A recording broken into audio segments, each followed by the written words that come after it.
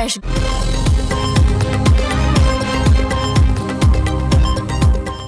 امریکی حملوں سے ہلاکت خیز جنگ چھڑ گئی۔ پینٹاگون اور سینٹکوم کی تصدیق کے بعد صدر ٹرمپ کے حکم پر امریکی فوج نے ایران پر بڑے دفاعی حملے شروع کر دیے ہیں۔ امریکی حکام کے مطابق یہ کارروائی گزشتہ روز آبن ہرمز میں امریکی اپاچی ہیلی کاپٹر گرانے کا منہ توڑ جواب ہے، جس میں ایرانی جزیرے قشم، سیرک اور بندر عباس کے قریب ریڈارز اور فضائی دفاعی نظام کو نشانہ بنایا گیا ہے۔ حملوں کے بعد ایرانی صوبے ہرمزگان کے مشرقی علاقوں میں شدید دھماکے سنے گئے۔ امریکہ کے صدر ڈونلڈ ٹرمپ نے ایران پر حملے سے پہلے اسرائیل کے وزیر اعظم نتن یاہو کو ٹیلی فون کال کی تھی۔ روسی میڈیا کے مطابق یہ کال اب سے کچھ دیر پہلے کیے گئے حملوں سے پہلے کی گئی۔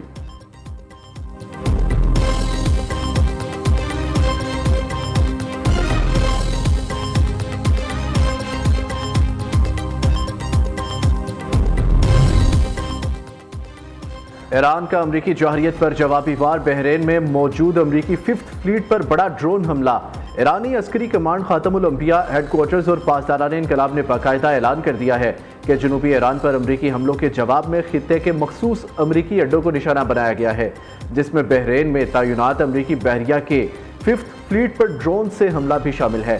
پاسداران انقلاب کے مطابق حالیہ امریکی فضائی حملوں سے ایران کے علاقے سیریک میں ایک ٹیلی کمیونیکیشن ٹاور کو نقصان پہنچایا، جبکہ 2 واٹر ٹینک بھی تباہ ہوئے ہیں۔ ایرانی فورسز نے سخت ترین وارننگ جاری کرتے ہوئے واشنگٹن کو خبردار کیا ہے کہ اگر امریکی جوہریت کا سلسلہ برقرار رہا تو اگلا جوابی وار اس سے بھی کہیں زیادہ سخت اور ہولناک ہوگا۔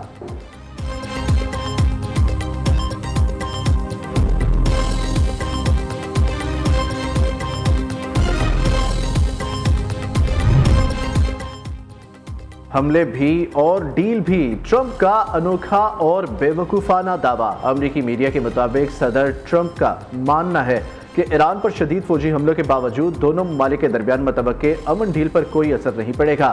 وائٹ ہاؤس حکام کا کہنا ہے کہ کشیدگی کے باوجود صورتحال تبدیل نہیں ہوئی اور ایران سے معاہدہ اب بھی قریب ہے۔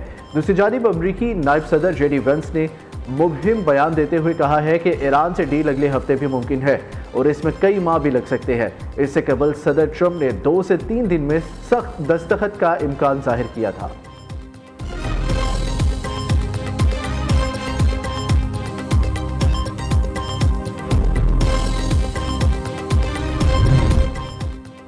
امریکہ عزم آزمانہ چھوڑے ورنہ خطہ چھوڑ دے، ایرانی وزیر خارجہ کی سخت ترین وارننگ۔ ایرانی وزیر خارجہ عباس اراغچی نے امریکی حملوں پر شدید رد عمل دیتے ہوئے کہا ہے کہ میدان جنگ میں مسلسل ناکامی اور شکست کے باوجود امریکہ ہمارے عزم کو آزمانے کی ناپاک کوشش کر رہا ہے۔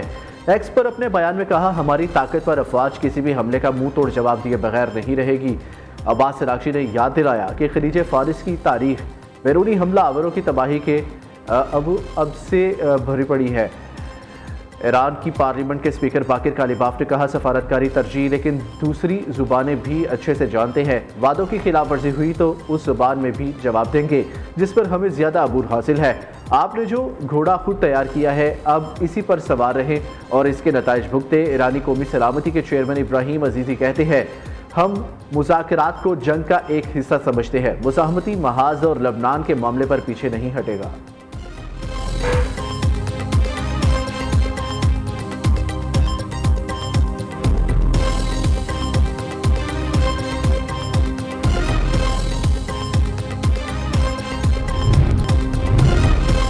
نتن یاہو کو اچھے سے پتہ لگ گیا ہے کہ وہ ایران سے ہار چکا ہے، بس مان نہیں رہا۔ اسرائیلی مصنف اور کالم نویس گڈیون لیوی نے کہا ہے کہ شکست ماننا مشکل ہوتا ہے لیکن حقیقت اٹل ہے۔ اسرائیل اگلے کسی حملے کے بعد بھی ایران کو شکست نہیں دے سکے گا۔ ایران کو تباہ کرنا نتن یاہو کی زندگی کا مشن تھا، لیکن جنگ کے 2 مرحلوں کے بعد اب اسرائیلی وزیر اعظم کو خوب پتہ چل چکا ہے کہ اس کی زندگی کا مشن ادھورا رہ گیا۔ اسرائیل ایران میں اب تک اپنا کوئی مقصد حاصل نہیں کر سکا۔ امریکہ کو نظر انداز کر کے خود ایران سے لڑنے کا مشورہ دینے والے اسرائیلی وزیر دراصل تباہی کا سامان کر رہے ہیں۔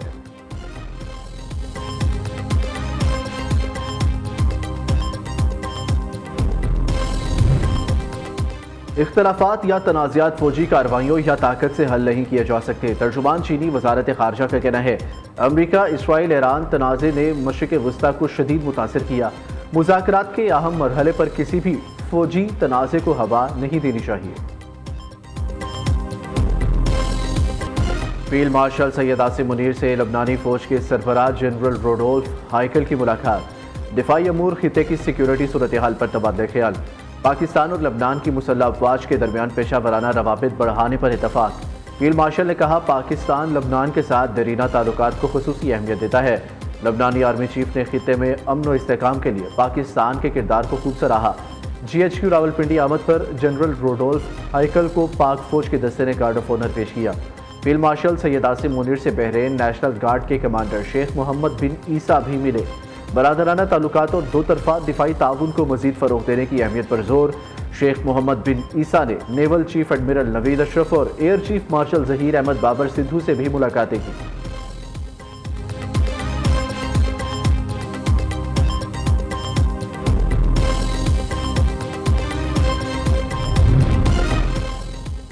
گلگت بلتستان انتخابات کے بعد سیاسی ہلچل تیز، نائب وزیر اعظم اسحاق ڈار کا چیئرمین پیپلز پارٹی بلاول بھٹو زرداری سے اہم ٹیلی فونک رابطہ۔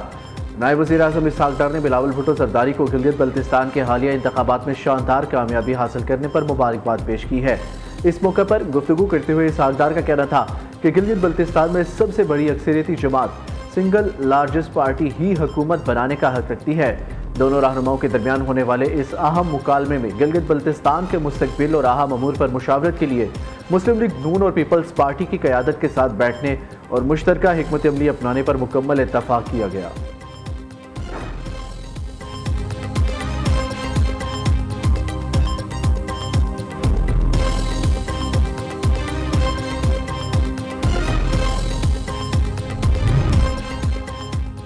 الیکشن کمیشن نے گلگت بلتستان کے 5 حلقوں کے انتخابی نتائج روک دیے۔ جی بی اے 8 سکردو 2، جی بی اے 13 استور 1 کے نتائج روکنے کا حکم، جی بی اے 15 دیامیر 1، جی بی اے 16 دیامیر 2، جی بی اے 17 دیامیر 3 کے نتائج بھی روکنے کی ہدایت۔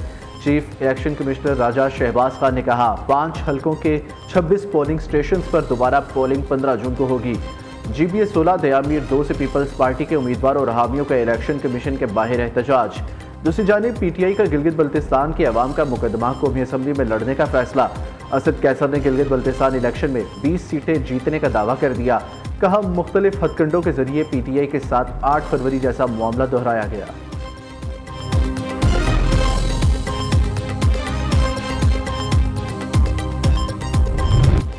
وفاقی بجٹ 12 جون کو پیش کیے جانے کا امکان، قومی اسمبلی اور سینٹ کے اجلاس آج طلب۔ صدر مملکت آصف علی زرداری نے وزیر اعظم شہباز شریف کی ایڈوائس پر اجلاس طلب کیے۔ وفاقی وزیر پارلیمانی امور طارق فضل چودھری کا کہنا ہے وزیر خزانہ محمد اورنگزیب قومی اسمبلی میں آئندہ مالی سال کا وفاقی بجٹ پیش کریں گے۔ ادھر وسائل کی تقسیم کا تنازعہ وفاقی بجٹ میں تاخیر کی بڑی وجہ بن گیا۔ وفاق اور صوبوں کے درمیان قابل تقسیم محاصل کے فارمولے پر اختلاف برقرار۔ ذرائع کے مطابق وفاق نے صوبوں سے تقریباً 1200 ارب روپے کے اضافی وسائل مانگے۔ صوبے اپنے حصے میں کمی کرنے پر تیار نہیں، جس کے باعث معاملے پر مزید مذاکرات متوقع ہے۔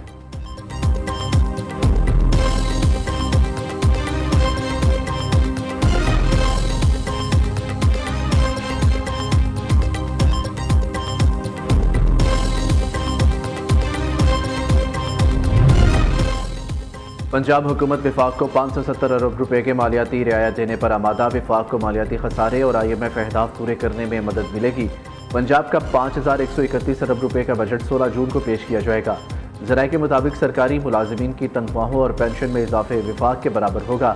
تنخواہوں کے لیے 650 ارب، پینشن کے لیے 505 ارب 80 کروڑ روپے رکھنے کی تجویز۔ صوبائی محصولات سے 1330 ارب روپے کی آمدن متوقع۔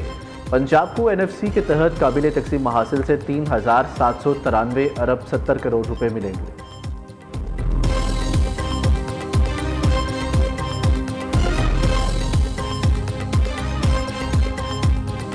کالعدم جوائنٹ عوامی ایکشن کمیٹی کے رہنما شوکت نواز میر اور خواجہ مہران ارشد کے خلاف بغاوت کا مقدمہ درج۔ مظفرآباد پولیس نے قانونی کارروائی شروع کر دی۔ محکمہ داخلہ آزاد کشمیر کے مطابق دونوں افراد کے خلاف ریکارڈ کا جائزہ لینے کے بعد کارروائی کی گئی۔ تقاریر، تحریروں اور الیکٹرانک مواصلات سے متعلق انکوائری کا حکم دیا گیا۔ دوسری جانب 4 مطلوب افراد کی گرفتاری میں مدد فراہم کرنے والے 1 کروڑ روپے انعام مقرر شوکت نواز میر، عمر نذیر کشمیری، خواجہ مہران ارشد اور سردار امان خان کے نام شامل۔ اطلاع دینے والے شخص کی شناخت مکمل طور پر خفیہ رکھی جائے گی۔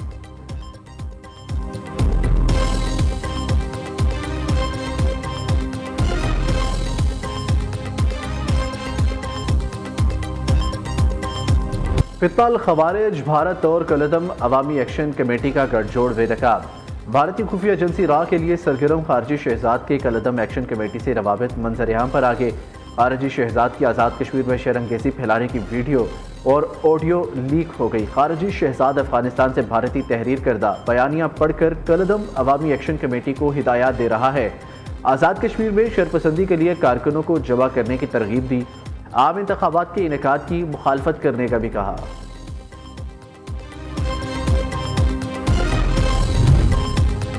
آزاد کشمیر مظفر آباد میں انٹیلیجنس بنیاد پر کامیاب کارروائی، 5 مشتبہ افراد گرفتار، قانون نافذ کرنے والے اداروں کا چہلا کے علاقے میں ٹارگیٹڈ آپریشن، گرفتار افراد کے قبضے سے لیپ ٹاپ، موبائل فونز اور دیگر مواصلاتی آلات برآمد، 7 خودکار ہتھیار، متعدد گرینیڈز اور دیگر جنگی سامان قبضے میں لے لیا گیا۔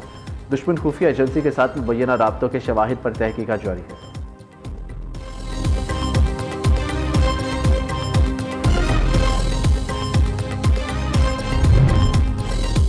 راجہ سلطان فیصل گیلانی کا کلدم جوائنٹ عوامی ایکشن کمیٹی سے لا تعلقی کا اعلان۔ سید فیصل گیلانی نے کہا، کلدم جوائنٹ عوامی ایکشن کمیٹی اصل راستے سے بھٹک گئی، کمیٹی معصوم شہریوں کے خون کی ہولی کھیل رہی ہے۔ راجہ سلطان نے واضح کیا، کلدم جوائنٹ عوامی ایکشن کمیٹی سے اب کوئی تعلق نہیں رہا، پہلے بھی انتظامیہ کے ساتھ کھڑے تھے، آئندہ بھی رہیں گے۔ ادھر کلدم جوائنٹ عوامی ایکشن کمیٹی کی احتجاج کی کول مسترد، آزاد کشمیر میں معمولات زندگی رواں دواں، ٹریفک کی روانی برقرار۔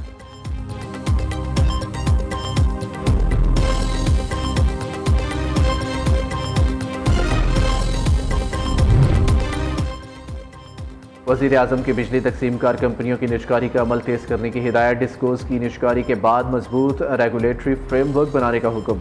خسارے کا شکار ریاستی ملکیتی اداروں کی نجکاری حکومت کی ترجیح ہے، نجکاری کے عمل کو شفاف طریقے سے مکمل کیا جائے۔ شہباز شریف کا بجلی تقسیم کار کمپنیوں کی نجکاری کے حوالے سے جائزہ اجلاس سے خطاب۔ وزیر اعظم سے زرعی شعبے کے سٹیک ہولڈرز کے وفد کی ملاقات۔ شہباز شریف نے کہا، زرعی شعبہ معیشت کی بحالی میں کلیدی کردار ادا کر سکتا ہے، فی ایکڑ پیداوار بڑھانے، ہائیبرڈ بیجوں، باغبانی اور ویلیو ایڈیشن پر توجہ دی جائے۔ وزیر اعظم سے گلوبل فرنٹ کا وفد بھی ملا، پاکستان میں صحت عامہ، ٹی بی، HIV اور ملیریا کے خاتمے کے اقدامات پر تبادلہ خیال کیا۔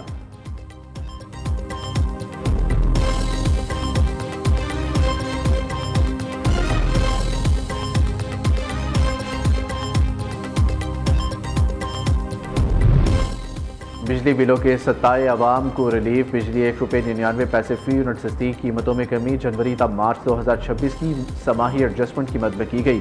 حکومتی منظوری کے بعد نیپرا نے نوٹیفیکیشن جاری کر دیا، کمی کا اطلاق جون سے اگست 2026 کے 3 ماہ کے لیے ہوگا۔ بجلی صارفین کو 67 ارب 17 کروڑ 30 لاکھ روپے کا ریلیف ملے گا۔